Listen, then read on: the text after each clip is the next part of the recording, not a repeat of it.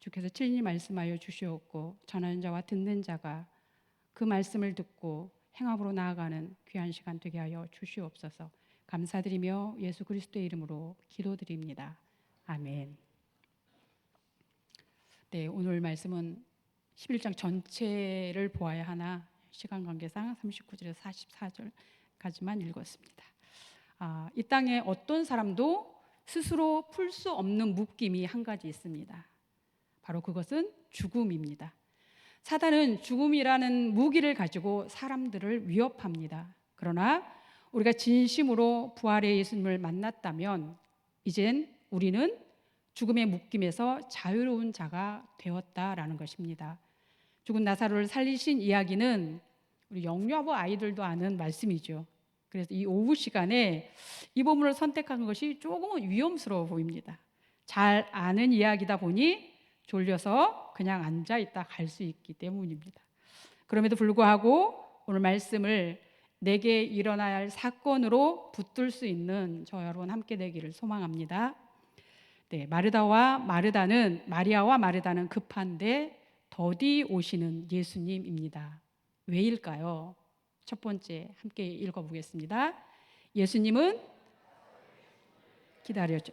네, 베다니 마을의 마리아와 마르다는 예수님이 특별히 사랑했던 자매들이었습니다. 예수님이 예루살렘 지역에서 사역을 할 때면 종종 마리아와 마르다의 집을 들러 그곳에서 잠깐씩 쉬는 그런 거점을 삼을 만큼 친밀했던 가족이었습니다. 예수님의 사랑을 받던 이들에게 인생이라면 누구도 피해갈 수 없는 죽음의 그림자가 다가오고 있었습니다. 마리아와 마르다는 오라버니의 나사로 그 죽음에 안타깝게도 그 나을 기색이 없는 것을 보고 예수님께 급히 사람을 보냅니다.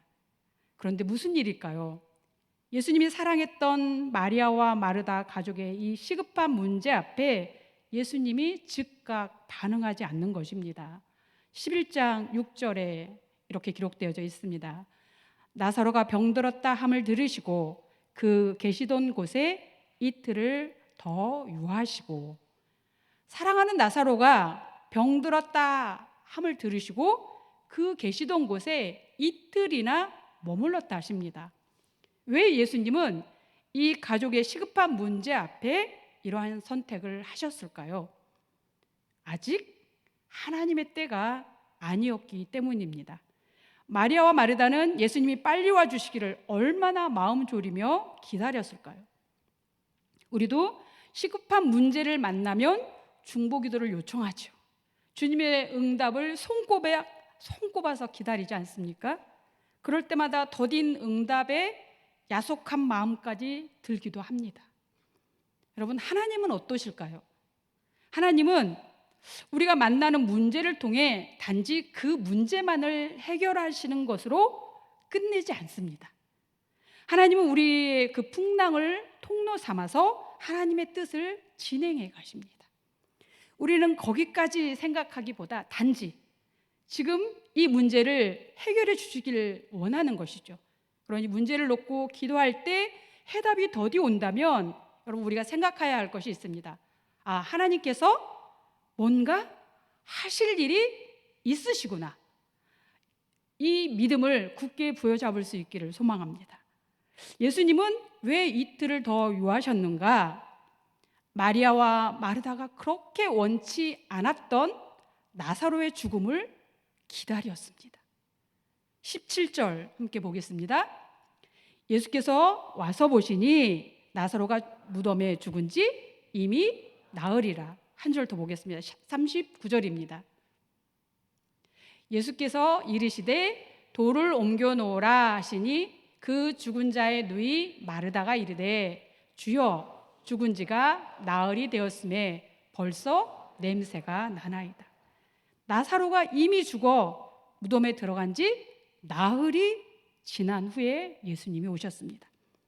나흘의 시간은 유대인의 통념에 죽은 자의 영혼이 죽은 지 사흘 동안까지는 무덤 가까이에 있는데 나흘이 되면 그렇지 못하더니 생명으로서 더 이상 돌아올 소망이 없다라는 것을 의미합니다. 즉 이미 소망이 끊어졌다고 모두가 손을 놓는 그 시간을 예수님은 기다리신 것입니다. 이것이 신앙의 신비이고 하나님이 일하시는 방법입니다. 우리로서는 더 이상 기대할 수 없다라고 여겨지는 그곳에 예수님은 다시 거기서부터 시작하십니다. 더디 오는 응답으로 우리는 주저앉고 손을 놓아버리는 그때 하나님은 그곳에서 다시 일하기 시작하십니다. 사방이 막혀 정말 이젠 끝이구나 했을 때 하나님이 새로운 길을 열어 여러분 앞에 그 인생길을 펼쳐주셨던 경험은 한 번쯤 다 있으시죠. 그 믿음의 경험들이 있기에 떠나지 않고 지금 오늘 이 시간에 여기에 앉아 예배드리는 것입니다.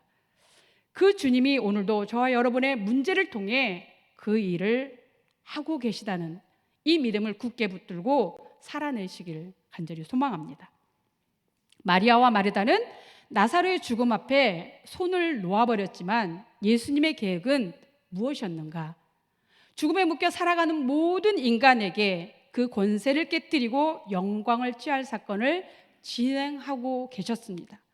예수님께서 마리아와 마르다를 향해서 끊임없이 너희가 부활을 믿으면 그 영광을 보리라 말씀하셨음에도 불구하고 알아듣지 못하는 그를 향하여서 말씀하시는 것입니다. 우리는 만져지는 것만, 보여지는 것만을 실제인 것으로 알고 살아갑니다. 부활하신 예수님을 만난 제자들이 주님을 보았고 소명도 받았는데 여러분 왜 고기 잡으러 갔을까요? 예수님이 눈으로 보이지 않았기 때문입니다. 여러분 그러나 신앙은 전적으로 눈에 보이는 것을 믿는 것이 아니라 믿음의 눈으로 바라보고 보이지 않는 것을 믿고 살아가는 것입니다. 예수님은 나사로의 완전한 죽음을 기다렸습니다. 죽음이 더 이상 우리의 끝이 아니라는 것을 실물로 가르쳐 주시기 위해서입니다. 예수님이 부활과 생명이신 것을 믿는 자에게 영원히 죽지 않는 삶이 어떤 것인지를 보여주시기 위해 나사로의 죽음을 사용하고 계십니다. 나사로의 사건을 통해 예수님은 무엇을 하기 원하신 것일까요? 두 번째입니다. 함께 읽겠습니다. 죽음에 묶인 우리를 깨우십니다. 19절인데요. 19절 말씀 제가 읽어드리겠습니다. 많은 유대인이 마르다와 마리아에게 그 오라비의 일로 위문하러 왔더니 20절의 말씀은 마르다는 예수께서 오신다는 말을 듣고 곧 나가 맞이하되 마리아는 집에 앉았더라. 이미 끝나버린 이 나사로의 죽음을 애도하는 많은 조문객들이 마르다의 집에 찾아왔습니다. 또한 그곳에 예수님도 오셨습니다. 예수님의 늦은 출현에 마르다와 마리아 그리고 조문객들이 저마다 어리둥절해하며 비난 섞인 이야기를 오고 갑니다. 첫 번째, 마르다의 비난과 원망입니다. 함께 읽어볼까요? 마르다가 예수께 여짜오되 주께서 여기 계셨더라면 내 오라버니가 죽지 아니하였겠나이다. 두 번째, 마리아의 원망입니다. 함께 읽어볼까요? 마리아가 예수 계신 곳에 가서 배웠고 그 발 앞에 엎드려 이르되 주께서 여기 계셨더라면 내 오라버니가 죽지 아니하였겠나이다 하더라. 세 번째, 조문객들의 원망입니다. 함께 읽어볼까요? 그중 어떤 이는 말하되 맹인의 눈을 뜨게 한 이 사람이 그 사람은 죽지 않게 할 수 없었더냐 하더라. 예수님이 왜 오신 줄 모르는 사람들의 원망이고 비난이었습니다. 그들로서는 당연한 반응입니다. 왜 이 모든 것이 끝난 이 사건에, 이 시간에 오셨을까? 이 죽음은 예수님도 어쩔 수 없었나 보다. 우리도 이렇게 원망하고 살고 있진 않는지, 지금 내가 겪고 있는 이 문제는 주님도 어쩔 수 없나 보다 라고 낭망될 때가 많이 있지 않습니까? 그래서 더 이상 기도하고 싶지 않을 때도 있지 않습니까? 결정적으로 우리는 죽음에 묶인 삶이 무엇인지 그 정체를 모릅니다. 예수님이 나사로의 죽음을 잔다라고 말씀하신 것에 대해 제자들은 잠들었으면 깨겠다, 우리의 수준에서 대답한 것이죠. 우리가 경험한 밤의 잠을 생각한 것입니다. 이것이 우리의 한계입니다. 경험해 보지 못한 것, 보지 못한 세계이기 때문입니다. 모든 인생은 죽음이 끝이라 생각합니다. 부활을 의식적으로 믿고 사는 우리 또한 무의식적인 반응에서는 죽음이 끝이라 생각하고 살아갑니다. 우리는 며칠 전 부활주의를 지나왔습니다. 죽음을 넘어 부활을 살고 계신가요? 부활의 찬양을 부르고 부활의 예배를 성대하게 드리고 여러분 무엇이 달라지셨습니까? 부활은 죽음이라는 과정이 반드시 있어야 살아갈 수 있는 사건입니다. 여전히 죽음에 묶인 삶으로 살고 있지는 않으신가요? 그래서 우리는 죽기 전에 내가 성공해야 하고, 죽기 전에, 세상이 끝나기 전에 내가 부자가 되어야 하고, 이 세상이 끝나기 전에 내 자식이 좋은 대학, 좋은 직장에 들어가야 하죠. 이것이 우리가 죽음에 묶인 삶으로 산다는 고백입니다. 입으로는 부활의 증인이라고 하지만 무의식적으로 몸에 배인 옛사람은 여전히 이 땅의 모든 사람들이 살아가는 방식, 그 죽음의 메인 삶에서 묶여 벗어나지 못합니다. 지금 내가 겪고 있는 어떤 불편의 상황에도 불구하고 나의 전생에는 예수님 부활을 전하는 증인이라고 인식하고 그것을 실제로 살게 하시기 위하여 예수님은 부활하셨습니다. 그 부활의 소망을 붙드는 자는 이 땅의 묶임에 매이지 않게 됩니다. 눈물의 골짜기를 지나가도 부활의 소망이 있기에 감사의 눈물을 흘리며 부활의 증거자가 되게 됩니다. 이것이 우리가 이 땅에서 하나님의 영광을 드러내는 삶입니다.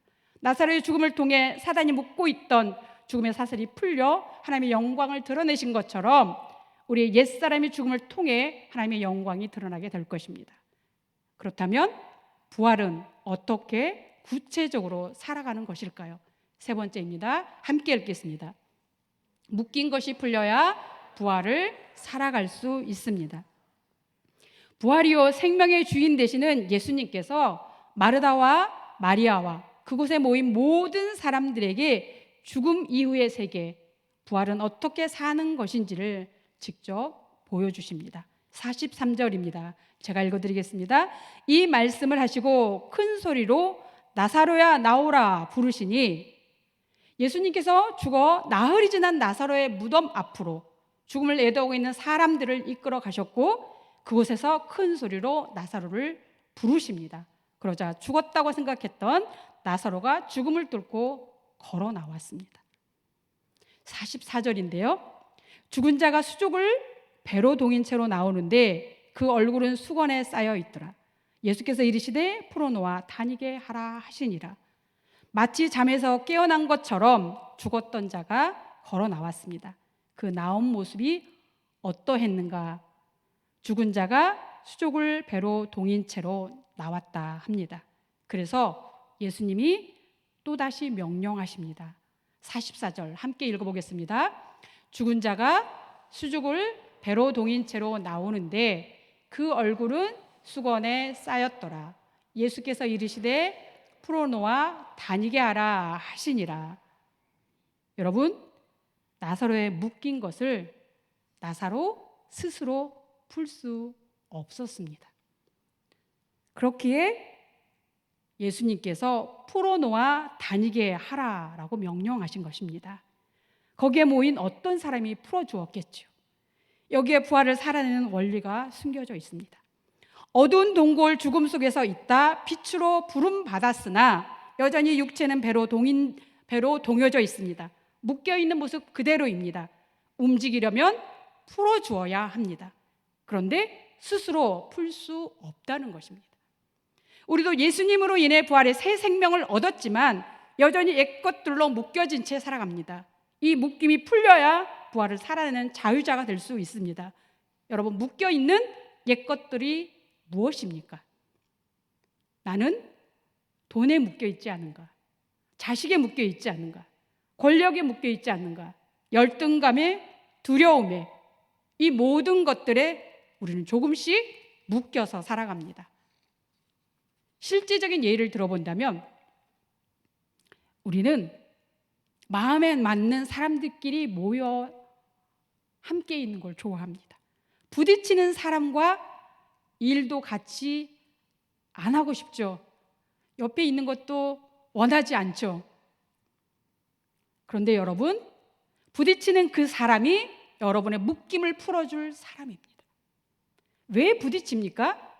이미 죽었어야 하는 나의 생각, 나의 틀, 나의 가치관과 맞지 않기 때문에 부딪히는 것입니다.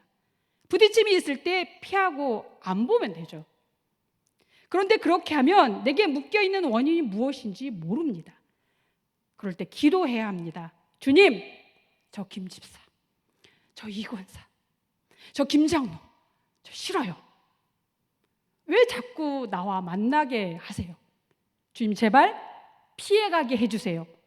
이렇게라도 주님 앞에 그 이름을 부르며 나아가면 주님이 내 묶임이 무엇인지 깨닫게 해주십니다.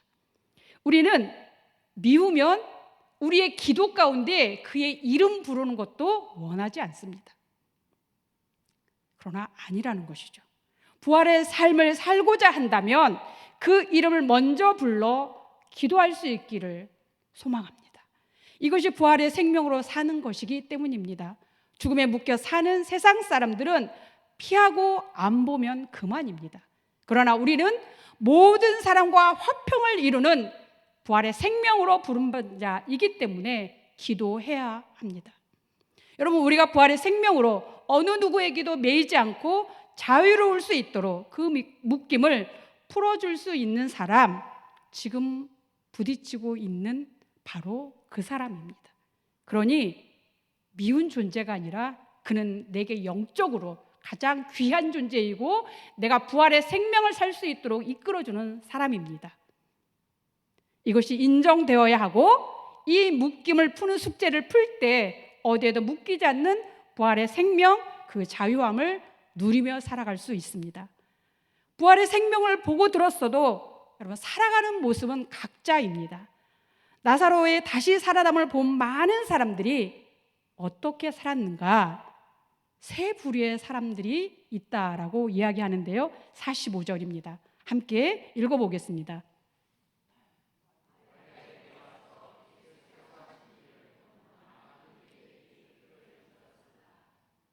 첫째, 순수하게 믿고 그 부활의 삶을 살아간 사람들입니다. 예수님의 부활, 죽음, 부활, 승천의 곁을 지키며 부활의 증인으로 초대교회 그 공동체를 세워간 사람들입니다. 여러분, 초대교회에서 예수님을 믿는다는 건 목숨을 내놓는 일이었습니다. 어떻게 매일 생명의 위험이 오는 중에도 부활의 생명을 살아날 수 있었을까요? 이젠 더 이상 죽음이 그들을 흔들 수 없었기 때문입니다. 그들이 있었기에 우리에게까지 이 부활의 예수님이 전해졌습니다. 그 믿음으로 살아갈 때 우리도 누군가를 향하여 그 부활의 생명을 전달하는 자로 증인으로 살 수 있습니다. 두 번째 부류입니다. 46절입니다.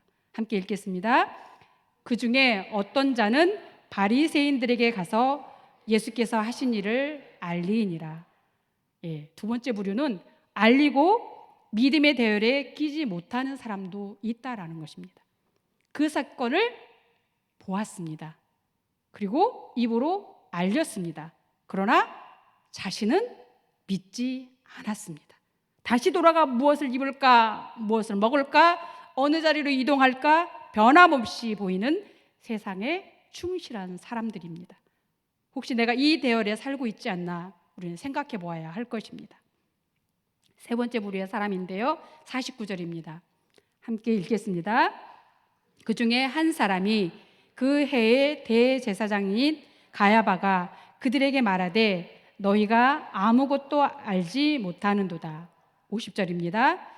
한 사람이 백성을 위하여 죽어서 온 민족이 망하지 않게 되는 것이 너희에게 유익한 줄을 생각하지 아니하는도다 하였으니, 세 번째 부류는 그것을 이용하여 자기의 유익을 취하는 사람입니다.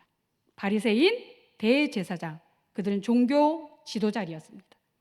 가장 말씀의 한복판에 있었을지라도 자기 자신을 향해 묶여 있다면 영원한 생명, 부활의 생명은 볼 수 없습니다. 말씀을 전하고 있는 저나 이 말씀을 살아내고자 하는 제가, 말씀을 전하고 있는 제가 이 말씀을 살아내고자 하는 몸부림이 없으면 저도 여러분도 대제사장처럼 살게 될 것입니다. 한 사람의 죽음, 다른 사람의 죽음만이 죽어주기를, 내 자신이 아니라 다른 사람이 죽어주기를 바라고 자신은 여전히 죽지 않고 죽음에 묶여 살아가는 사람입니다. 자신에게 묶인다는 것은 큰 것이 아닙니다. 아주 사소한 것들 속에 나의 묶임들이 있습니다.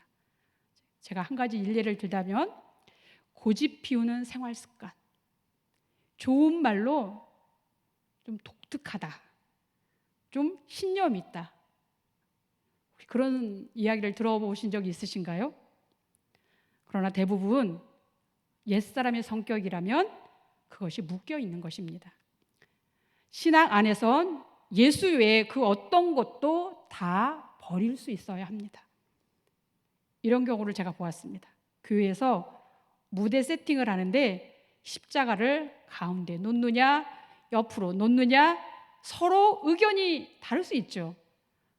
그런데 그 다름을 고집으로 싸우다가 토라져 상처받았다고 교회 안 나오는 사람도 있더라고요.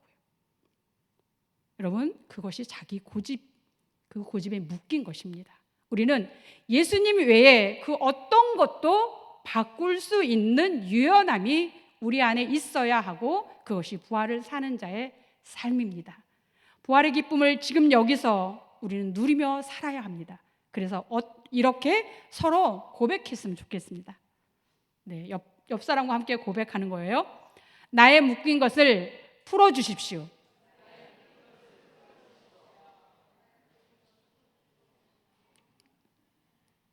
진심된 고백이시죠?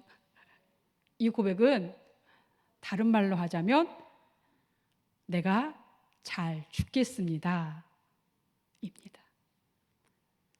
또 하나 생각해 보셨으면 좋겠습니다. 유독 잘 부딪히는 사람 있으시죠? 저도 있습니다. 교회 식구일 수도 있고, 가족일 수도 있고, 이웃일 수도 있고, 직장의 동료일 수도 있습니다. 그들은 나의 묶여 있는 것을 풀어줄 상대입니다. 지금 당장은 사랑할 수는 없어도, 이 사람이 나의 묶임을 풀어줄 자이구나, 부활을 증거하는 자로 살게 하기 위해 하나님이 내게 붙여준 사람이구나 라고 인식되는 은혜가, 그 첫 단추가 우리 삶에 임하기를 소망합니다. 그리고 그 사람의 이름을 부르며 기도할 수 있기를 소망합니다. 그래서 우리 모두 묶임으로부터 풀려 자유로운 부활의 생명을 누리며 살아가는 곤지암교회 모든 지체 되기를 간절히 축원합니다. 기도하겠습니다. 주님, 우리에게 부활을 살게 하고자 죽으셨고 주님은 다시 부활하셨습니다. 우리의 묶인 것들을 풀어놓아 다니게 할 사람의 이름을 부르며 기도하는 자 되게 하여 주옵소서.